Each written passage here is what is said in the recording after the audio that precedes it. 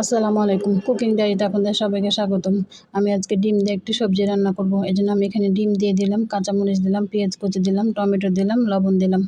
এরপর আমি এটাকে ভালোভাবে ফেটিয়ে নিচ্ছি। এটা আমার ফেটানো হয়ে গেছে। আমি ফ্রাই প্যানে তেল দিয়ে দিয়েছি। এরপরে আমি ডিমটা দিয়ে দিলাম। ডিমটাকে আমি ভালো করে ভেজে নিচ্ছি।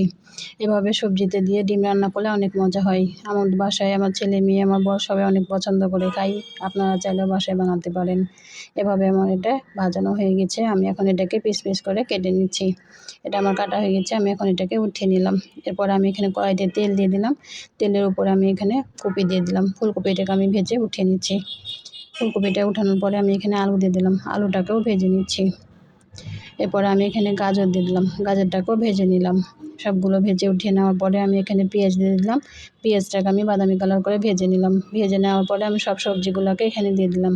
এরপরে লবণ দিয়ে দিলাম, হলুদ গুঁড়া দিলাম, মরিচ গুঁড়া দিলাম, জিরে গুঁড়া দিলাম, আদা বাটা দিলাম, রসুন বাটা দিলাম। সব মশলা দেওয়ার পরে আমি এটাকে ভালোভাবে কষিয়ে নিচ্ছি। এটা আমার কষানো হয়ে গেছে। আমি এখন পরিমাণ মতো পানি দিয়ে দিলাম।